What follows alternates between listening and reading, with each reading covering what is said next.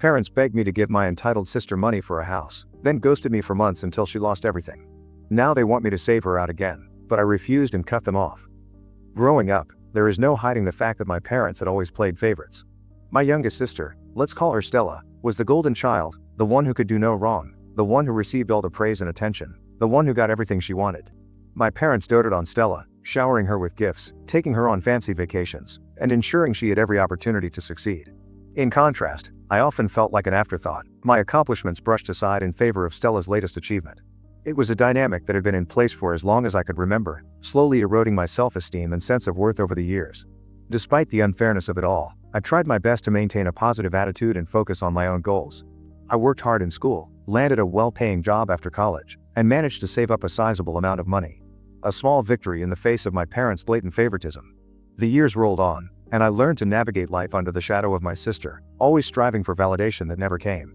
Then about a year ago, everything changed. Stella had decided she wanted to buy a new house. This was a dream she had vocalized for a while, but it seemed to come out of nowhere when she announced it to our parents. They were thrilled, of course, ready to throw their support behind her. The problem was that Stella didn't have enough saved for a down payment. My parents, realizing their golden child was in over her head, turned to me, the responsible and financially stable sibling, for help. They pleaded with me to contribute to Stella's down payment. Your sister really needs this house. She's been working so hard, and it would mean the world to her. We know you've been saving up, and we're asking you as a family to help Stella. I was torn. Part of me wanted to be the supportive sibling I had always wished my parents would be. But another part of me resented the fact that I was being asked to sacrifice my own hard-earned savings simply because Stella was the favorite. It didn't feel fair, and I couldn't shake the feeling that I was being taken advantage of. After much deliberation, I ultimately decided to go along with my parents' request. I told myself it was the mature and selfless thing to do, hoping my parents would appreciate my sacrifice and treat me with the same level of respect they showed Stella. I transferred a substantial portion of my savings for her down payment, convincing myself it was for the greater good. It was a decision I would come to regret. Within a few months of handing over my hard-earned money, my parents and sister completely ghosted me. They stopped returning my calls, ignored my text messages, and seemed to have erased my existence from their lives. I was utterly bewildered and hurt, unable to understand what I had done to deserve this level of abandonment. It was as if the moment Stella secured her dream home, I had become irrelevant. I felt invisible, like I didn't exist. As the weeks turned into months, the sting of their rejection grew more intense.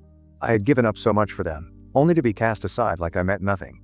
The unfairness of it all was overwhelming, and I found myself sinking into a deep depression, questioning my self-worth and wondering if I had made a terrible mistake. I became a shell of my former self, consumed by feelings of neglect and betrayal. Then, about 6 months after the ghosting began, I snapped. I couldn't take it anymore. And in a fit of rage and desperation, I decided to confront my parents. I was done being the meek, accommodating sibling. It was time to stand up for myself and demand answers. I dialed their number, my heart pounding, unsure of what I was going to say, but certain that I had to say something. When they finally answered, they spoke in a very irritated tone, like I had disturbed their very busy schedule. That was the final straw. I unleashed everything that had been building up inside me. I expressed my outrage at their treatment, detailing how it felt to be completely disregarded after I had sacrificed so much. It was a cathartic release, finally putting my pain into words. They seemed taken aback by my outburst, clearly not expecting me to be so bold and assertive. I recounted the countless times I had been overlooked, the celebrations I had missed, and the times my achievements were minimized in favor of Stella's. In the aftermath of that phone call, my parents bombarded me with apologies. They offered not only to pay me back the full amount I had given Stella, but also doubled it just to make things right. I was so disappointed by this because is that what they thought of me? I felt like they had completely ignored everything I had said the last time we talked. They acted as if money was the only thing that could fix the months of abandonment and emotional manipulation they had put me through. The whole situation felt so transactional. It wasn't about making amends or truly apologizing for their treatment of me. It was about patching up the situation as quickly as possible to avoid further conflict, especially now that Stella was in such financial trouble. 2 days after my refusal, the calls from my parents continued, each one more frantic than the last. Stella had apparently found out about my refusal to accept their offer and was furious. She accused me of trying to sabotage her life by not accepting the money and moving on. She said stuff like this was my whole ploy to get attention because that's who I was, an attention seeker. It was almost laughable. The very person who had taken everything from me without so much as a thank you was now blaming me for her financial struggles. My parents, in their desperation to appease her, started to beg. They wanted me to take the money, to pretend that everything was fine, so that Stella wouldn't have to face the consequences of her own poor decisions. I stood firm, knowing I had spent too long sacrificing my happiness for her. I wasn't going to do it anymore. Eventually, I learned through a cousin that Stella's financial troubles were far more severe than anyone had let on. It turned out that the charming life she had projected, complete with her new house, trendy clothes, and social outings, was merely a facade masking a deeper crisis. Not only was she significantly behind on her mortgage payments, but she had also maxed out several credit cards in a desperate attempt to maintain a lifestyle that was clearly beyond her means. The more I heard, the clearer it became that her choices were rooted in an insatiable desire to live up to the image of the golden child that our parents had cultivated, a role she felt compelled to play, even if it meant plunging herself into debt.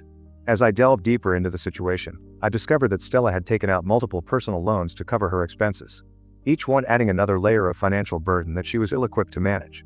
It was almost as if she had been living in a dream world where appearances mattered more than reality. Her reckless spending habits had spiraled out of control, and now debt collectors were closing in, relentlessly pursuing her for payments she could no longer afford. The pressure must have been suffocating. Yet, instead of addressing her financial situation, she seemed intent on maintaining the illusion that everything was fine. In a shocking turn of events, I learned that my parents had been funneling money to her behind the scenes for months, desperately trying to save her from complete financial ruin. They were transferring money from their own savings, all the while pretending to me that everything was normal. Each time I saw them, I could feel the weight of their secrecy hanging in the air, an unspoken tension that seemed to intensify with every passing day. The more they tried to shield Stella from the consequences of her actions, the more I realized that they were not just enabling her, they were perpetuating a cycle of dysfunction that had plagued our family for years. The moment I got to know about this, I knew I did right when I stood my ground, refusing to enable Stella's choices. I realized that the financial assistance I had provided wasn't going to solve her problems. It was only going to delay the inevitable. Stella needed to face the consequences of her actions, and my parents needed to understand that they couldn't protect her from everything. Weeks passed, and Stella eventually lost the house. My parents were devastated. While they tried to blame me for not helping, they knew deep down that this was the result of their own choices. I wasn't the one who had overspent. I wasn't the one who had taken out loans I couldn't pay back. And I wasn't the one who had abandoned my family when they needed me most. In the wake of it all, my relationship with my parents became strained. They attempted to shower me with attention and affection, but it felt hollow. The scars of favoritism ran too deep, and I struggled to trust their intentions. Stella, on the other hand, remained notably absent from the entire ordeal. I wondered if she was blissfully unaware of the drama unfolding or simply didn't care about the impact her actions had on me. However, just when I thought I had made peace with everything, I began to doubt everything because of many of my relatives' reactions. Many of them stopped talking to me, and others were advising me to do something to help Stella. Now I'm honestly lost. Was I wrong to refuse my parents' offer? Should I have accepted the money just to keep the peace? I couldn't shake the nagging feeling that I was selfish for not helping Stella when she was in trouble. Was it really worth it to stand my ground if it meant losing my family completely? These questions haunted me, leaving me in a state of confusion and uncertainty. I found myself torn between wanting to move on and the deep-rooted desire for my parents' approval and love. Should I reach out to my parents again, try to mend things, or stick to my principles and risk losing them forever? I didn't know what to do, and the weight of my decisions felt heavier than ever. Update 1. A few days after my last confrontation with my parents, I was still caught up in a whirlwind of emotions, grappling with my decision to refuse their offer. The uncertainty loomed over me like a storm cloud, casting shadows on my once clear path to healing. I had resolved to focus on myself. But the nagging questions about my relationship with Stella and my parents hung over me. Just when I thought things couldn't get more complicated, Stella reached out. It happened on a Saturday afternoon when I was in the middle of organizing my room, trying to create a sense of order in the chaos of my life. My phone buzzed with a notification, and I saw her name flash across the screen. My heart sank. I hadn't spoken to her since the whole debacle began, and I had hoped to avoid any further conflict, but curiosity got the better of me, and I hesitated for a moment before tapping on the message. She wanted to meet up, claiming it was important. I felt a mix of dread and determination as I read her words. Part of me wanted to refuse, to ignore the message and continue with my healing process, but another part felt compelled to understand her perspective. Perhaps this meeting could provide closure or, at the very least, an opportunity to express how I had been affected by her actions. I reluctantly agreed, setting the meeting for the following day at a coffee shop halfway between our homes. When Stella walked in, she looked frazzled but determined. I could tell that she was both frustrated and angry, and for a moment I felt a pang of empathy. She had always been under pressure to maintain her perfect image. But that thought quickly faded as I remembered the months of feeling invisible and neglected.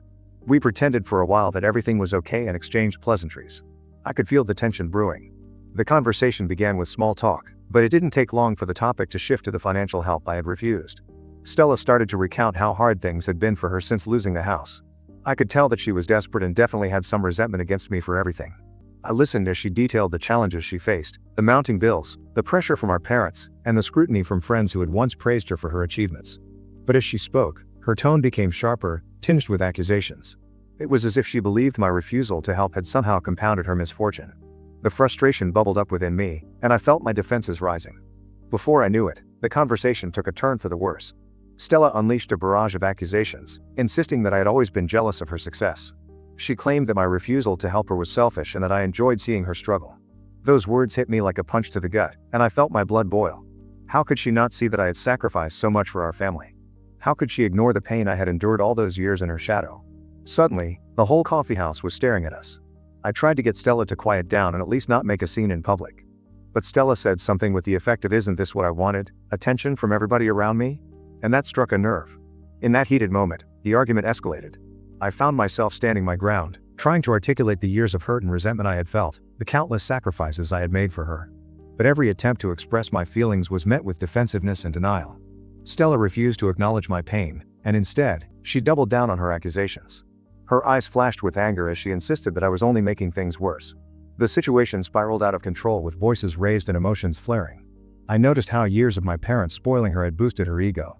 It was as if the years of favoritism had transformed her into someone who couldn't recognize the damage her actions had caused. I felt an overwhelming sense of loss. Loss for the sister I had once loved and for the relationship that was slipping further from my grasp.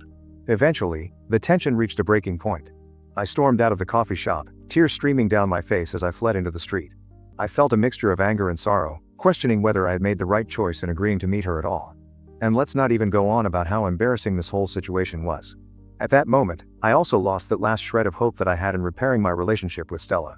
In the days that followed, I replayed that meeting in my mind, trying to make sense of what had happened. I was left feeling confused and disheartened. Was this truly the sister I had grown up with, or had the years of favoritism and pressure warped her into someone unrecognizable? I questioned my decisions once again. Had I done the right thing by standing up for myself? Was I selfish for not giving in to her demands? I felt adrift, lost in a sea of uncertainty. This conflict had changed everything. My relationship with Stella was now irrevocably altered, and the rift between us seemed wider than ever. I was left questioning whether I could ever reconcile the sister I once knew with the person she had become. Was it possible that I had pushed her away entirely? This whole incident just adds to the already very chaotic life of mine. At this point, I just want things to end. I don't care if I lose my relationship with my parents because, let's be honest, there was not much to begin with. Anyway, you guys will be the first to know if something new happens. Update 2. Hi guys. After the explosive confrontation with Stella, I found myself in a confusing emotional situation. I had managed to stand up for myself, but the fallout left me feeling more isolated than ever. Just when I thought I could breathe a little easier, my parents caught wind of the argument. It wasn't long before I received a call from them, and their tone was urgent, almost panicked. They wanted to talk. When I arrived at their house, I was met with a mixture of concern and something else that I couldn't quite place, an undertone of tension that hung heavy in the air. My parents were sitting together in the living room, their faces etched with worry. They launched into a diatribe about how they had heard about my fight with Stella, expressing their shock and disappointment. Their words were laced with an urgency that made it clear they were more concerned about the implications of the argument than my feelings. As they spoke, I listened carefully, trying to decipher their true intentions. It was evident that they were taking Stella's side in a way that felt manipulative. They emphasized that family was important and that we needed to support each other, especially in tough times. But underneath their concern was the unmistakable message that they believed I had wronged Stella, that I was somehow responsible for the chaos that had unfolded. In that moment, I realized that their empathy was shallow. They weren't upset about my feelings or the long-standing favoritism. They were upset because the family dynamic was threatened. They wanted me to apologize, to fix things with Stella, not because it was the right thing to do, but because it would alleviate their discomfort and preserve their golden child's image. The more they spoke, the more it became clear that their concern was rooted in the financial implications of my refusal to accept their offer. I felt my blood boil as I struggled to maintain my composure.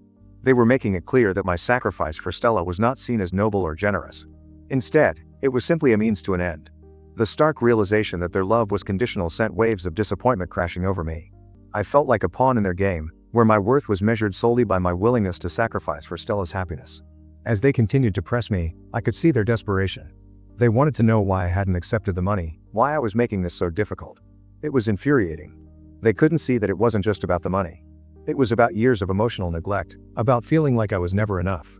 I fought the urge to scream, to unleash the years of pent-up resentment. Instead, I decided to remain calm, but my heart was racing as I tried to articulate my feelings. Instead of validation, I was met with further defensiveness. They attempted to rationalize Stella's actions, framing her decision to buy the house as a noble pursuit of independence. They insisted that she had worked hard and deserved a break. All the while, It felt as if my own hard work and sacrifices were being brushed aside like they didn't matter at all. Then in a moment that felt surreal, they made a comment that struck me to my core. They said that as my sister faced the consequences of her poor decisions, I should be there to support her. The implication was that my refusal to assist her financially made me a bad sister. It was a gut punch that forced me to confront the truth. They would never truly see me as equal to Stella. No matter how much I achieved, I would always be in her shadow. As the conversation continued, I could feel my heart sinking further. I watched as my parents shifted their focus entirely to Stella's predicament. They began discussing how they could help her out of her financial mess, brainstorming ways to get her back on track without even acknowledging my emotional turmoil. The realization that their concern was so clearly lopsided crushed me. It was no longer just about the money. It was about the blatant favoritism that had plagued our family for years. After they finished, I felt a mix of anger and sorrow, a potent cocktail of emotions that left me feeling drained. I realized that no matter what I said or did, I would never be able to break free from the invisible chains of favoritism that bound me to my parents' expectations. They wanted to patch things up, but only to maintain the status quo. Their loyalty lay with Stella, and I was merely an afterthought. I left their house feeling more confused than ever. It was clear that my parents had not changed. Their love for me was contingent upon how well I played the role of the accommodating sibling. The weight of this realization pressed down on me as I drove home, tears streaming down my face. Days turned into weeks, and the distance between my parents and me only grew. Their calls became less frequent, and when they did reach out, it was often to discuss how I could help Stella. It felt like a slap in the face. I was left to navigate my feelings of betrayal and resentment alone. In my heart, I wondered if my refusal to support Stella financially had set off a chain reaction that I could never undo. Meanwhile, Stella continued to spiral deeper into her financial troubles. I caught snippets of conversations between my parents and her where they tried to offer her financial advice or assistance. I found myself at a crossroads. Part of me felt compelled to help her, to mend the relationship, but the other part screamed in defiance, reminding me of my own worth and the years of neglect I had endured. I couldn't help but question if I had made the right choice in standing my ground. The emotional conflict began to take a toll on me. I spent sleepless nights wrestling with my thoughts, wondering if I could ever find a balance between my feelings and the expectations thrust upon me. It felt like a tug-of-war with my heart and mind constantly at odds. I questioned my decisions repeatedly, feeling the weight of my choices bear down on me. Would I ever be able to reconcile the pain of my past with the present? As the days turned into a blur, I realized I had a choice to make. Either continue to fight for my own self-worth or succumb to the cycle of neglect and favoritism that had defined my family for far too long. I was caught in a web of emotional turmoil, uncertain of how to navigate the path ahead. All I knew was that I had to figure out a way to reclaim my identity, even if it meant leaving behind the family dynamics I had known for so long. Update 3. Hello people. These past few days have just been one long session of spiraling emotions and an increasing sense of isolation. I knew I had to confront my family one last time. I decided to arrange a final sit-down with my parents and Stella, hoping to lay everything bare and seek the closure I desperately needed. As the date approached, I felt a mix of anxiety and determination. I had spent too long being the one who sacrificed her happiness for the sake of others. The day arrived, and I felt the weight of my decision settle over me. As I walked into my parents' living room, I found them already seated with Stella perched on the edge of her chair, her posture tense and defensive. The atmosphere was thick with unspoken words, and I could sense the underlying tension. My parents exchanged glances, their expressions a mix of curiosity and apprehension, while Stella appeared ready for battle, as if she expected me to launch into a personal attack. I took a deep breath and focused on maintaining my composure. I was determined not to be swayed by the storm brewing around me. As I began to speak, I noticed that Stella shifted in her seat, clearly irritated that I had chosen to address the situation. Instead of allowing myself to be intimidated, I pressed on, feeling the strength of my conviction surging within me. I began by acknowledging the mess we were all in, the misunderstandings, the hurt, and the years of unspoken resentment. I made it clear that the chaos surrounding Stella's financial struggles had impacted all of us. But I was here to emphasize that this was not simply about money.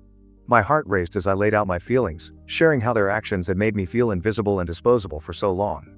I looked at my parents, hoping they would understand that my pain ran deeper than any financial transaction could mend. As I spoke, I could see Stella ready to throw another fit. It was as if I were holding a mirror to her face, forcing her to confront the consequences of her actions. The silence from my parents felt deafening. They just sat as silent spectators, their eyes darting between Stella and me, unsure of how to intervene. They were acting like we were the ones who created the whole scene, while it was them who favored one of their kids over another. Anyway, I knew this drama had gone out of control and continued for longer than it should have. So, I started by saying that this meeting was not about the money. I'm not going to take a single penny from them. What I want is to put an end to this toxic cycle that we've been trapped in for years. I laid it all out, revealing the painful truth that had been festering for too long. I was done sacrificing my happiness for the sake of family harmony. Stella rolled her eyes, but I pressed on, undeterred. I addressed her directly, making it clear that I had no interest in perpetuating a relationship defined by competition and resentment. It was time to break the cycle. If she wanted help from me or any other person, she had to show gratitude. Her spoiled brat behavior needs to end because she isn't a kid anymore.